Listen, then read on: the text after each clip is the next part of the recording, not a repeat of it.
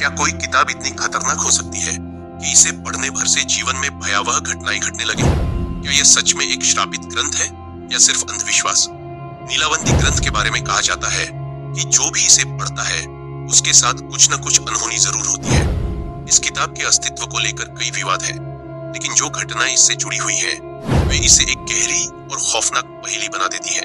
आज हम इस रहस्यमयी ग्रंथ से जुड़ी उन डरावनी घटनाओं के बारे में जानेंगे जिन्होंने इसे दुनिया की सबसे भयावह किताबों में शामिल कर दिया है। नमस्कार दोस्तों, स्वागत है आपका अद्भुत रहस्य में। हम आज आपको बताने वाले हैं एक ऐसी किताब के बारे में जिसके बारे में यह मान्यता है कि उसे खुद एक यक्षिणी ने अपने हाथों से लिखा था और फिर किसी कारणवश उस किताब को उसी यक्षिणी ने यह श्राप दिया था कि जो भी ये किताब को पूरी नियत से पढ़ेगा वो मारा जाएगा, और जिसने भी उसे आधा पढ़कर छोड़ा वह अपनी मानसिक संतुलन खो बैठेगा। हम आज जिस रहस्यमय किताब के बारे में आपको बताने जा रहे हैं उसका नाम है नीलावंती ग्रंथ। यह एक ऐसा ग्रंथ है जिसके अध्ययन से हम पशु पक्षियों से बात कर सकते हैं या किसी गड़े हुए खजाने का पता लगा सकते हैं। आखिर क्या था इस विचित्र ग्रंथ का राज? आइए जानते हैं। यह कहानी है एक 5 वर्ष की लड़की की जो बचपन से ही अपनी उम्र के अन्य बच्चों से कुछ अलग थी। यह बच्ची अपने आसपास के जीव जंतुओं की भाषा समझने लगी थी। उसके आसपास मौजूद सांप, बिच्छू और नेवले उसे उन जगहों पर मौजूद गड़े खजाने के बारे में बताते जो किसी भी इंसान की नजरों से बहुत दूर थे। लेकिन वह बच्ची कभी धन संपत्ति के लालच में उन खजानों की खोज में नहीं जाती थी।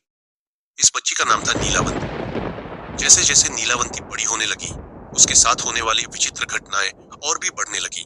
अब उसे हर रात अजीब सपने आने लगे जिनमें अलग अलग तरह के भूत, प्रेत और आत्माएं नीलावंती से बातें किया करते थे। वे उसे आने वाले भविष्य की जानकारी दिया करते थे। जब नीलावंती थोड़ी और बड़ी हुई तो वे भूत, प्रेत और आत्माएं अब सपनों में नहीं बल्कि प्रत्यक्ष रूप से दिखाई देने लगी। नीलावंती दिन भर भूत, प्रेत और आत्माओं से घिरी रहती थी जो हर समय उसके कानों में कुछ न कुछ फुसफुसाते रहते थे। यह नीलावंती के लिए एक बेहद आम बात थी, लेकिन अब वह यह समझ चुकी थी कि उसमें अन्य लोगों के विपरीत कुछ अजीब शक्तियां हैं। अब नीलावंती 16 वर्ष की एक बेहद खूबसूरत और आकर्षक लड़की बन चुकी थी और उसके साथ होने वाली घटनाएं भी अब और बढ़ने लगी थी।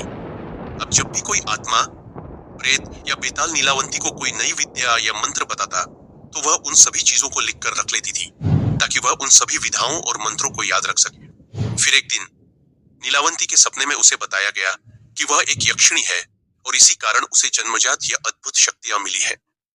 वो इस दुनिया की नहीं है और एक शराब के कारण इस दुनिया में आकर फंस गई।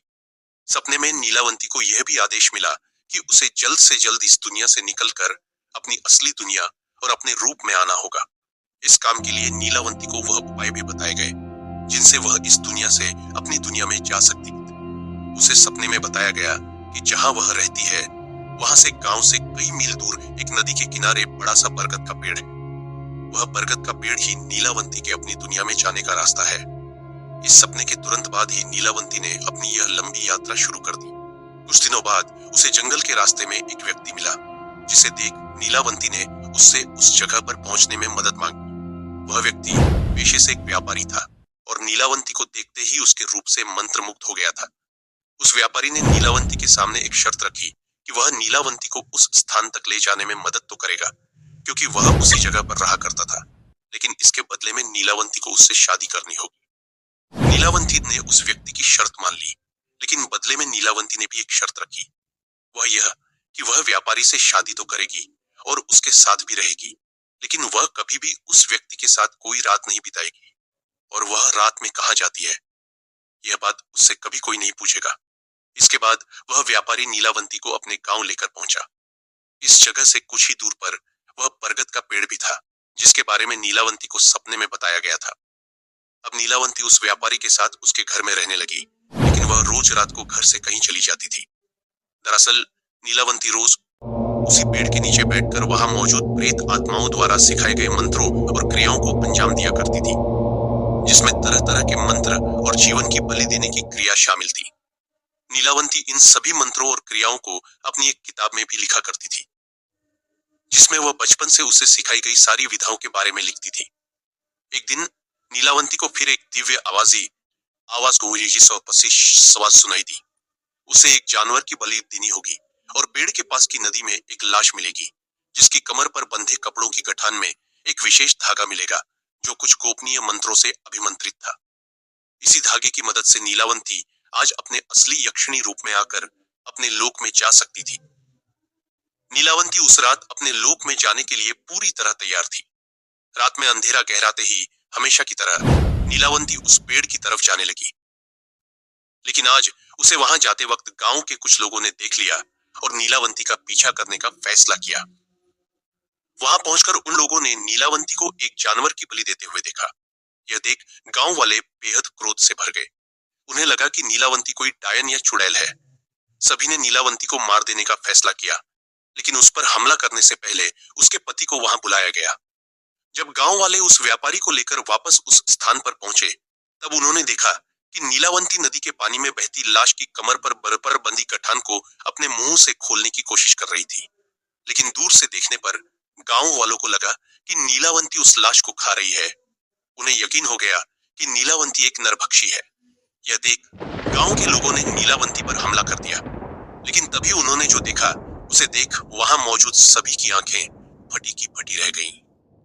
क्योंकि नीलावंती तक पहुंचने से पहले उसका पति नीलावंती के सामने जाकर खड़ा हो गया और अब वह एक विशालकाय पिशाच में बदल चुका था। वह अपने बड़े बड़े नाखूनों से गांव वालों को एक के बाद एक चीरने लगा। गांव वाले यह देख हैरान थे कि जिस व्यापारी को वे इतने वर्षों से इंसान समझ रहे थे, वह वास्तव में नीलावंती से भी भयानक पिशाच था। वह पिशाच नीलावंती को वहां से लेकर जंगल की ओर भाग निकला और महफूज जगह पर पहुंचकर उसने नीलावंती को बताया कि वह पहले दिन से ही जानता था कि नीलावंती एक यक्षिणी है और उसके साथ रहने का एकमात्र लक्ष्य यह था कि वह पिशाच नीलावंती की उस किताब को पाना चाहता था जिसमें नीलावंती ने अपने जीवन में अर्जित सारी विधाओं को लिखा था। पिशाच के मंसूबे जानने के बाद नीलावंती ने उसे मौत के घाट उतार दिया, लेकिन कुछ ही क्षणों में वह पिशाच फिर से जीवित हो उठा। नीलावंती समझ गई कि इस पिशाच को हराना उसके बस से बाहर है। तब उसने उस किताब को श्राप दे दिया कि जो कोई भी इस पुस्तक को पूरी नियत से पढ़ेगा उसकी मृत्यु तय है, और यदि कोई उसे अधूरा अध्ययन करके किसी को नुकसान पहुंचाने की कोशिश करेगा तो वह पागल हो जाएगा। इस श्राप के साथ नीलावंती अपनी तपस्या के साथ वहां से गायब हो गई। लेकिन एक बात तो तय थी कि इसके बाद नीलावंती फिर कभी अपनी दुनिया में नहीं जा सकती थी, क्योंकि उसके पास वहां जाने का केवल एक ही मौका था जिसके लिए उसने एक लंबी प्रतीक्षा की थी। पर नीलावंती कहाँ गई और वह किताब आखिरी बार किसे मिली, यह किसी को नहीं पता। लेकिन यह माना जाता है कि इस किताब को अंत में एक ग्रंथ का रूप दे दिया गया था। साथ ही उस ग्रंथ को कई भागों में विभाजित कर दिया गया था। इंटरनेट पर नीलावंती ग्रंथ के बारे में कई गलत जानकारियां मौजूद है। कुछ लोगों का कहना है कि इस ग्रंथ को सरकार द्वारा बैन कर दिया गया था, लेकिन यह बात सरासर गलत है। साथ ही कई लोग यह भी दावा करते हैं कि नीलावंती ग्रंथ के कुछ अंश आज भी इंटरनेट पर मौजूद है और अपनी इस बात के प्रमाण के तौर पर एक पीडीएफ फाइल सर्कुलेट की जाती है जिसे ओरिजिनल नीलावंती ग्रंथ के अंश होने का दावा किया जाता है।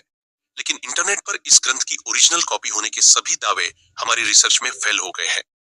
यह भारत के महाराष्ट्र और दक्षिणी क्षेत्र की एक लोक कथा है।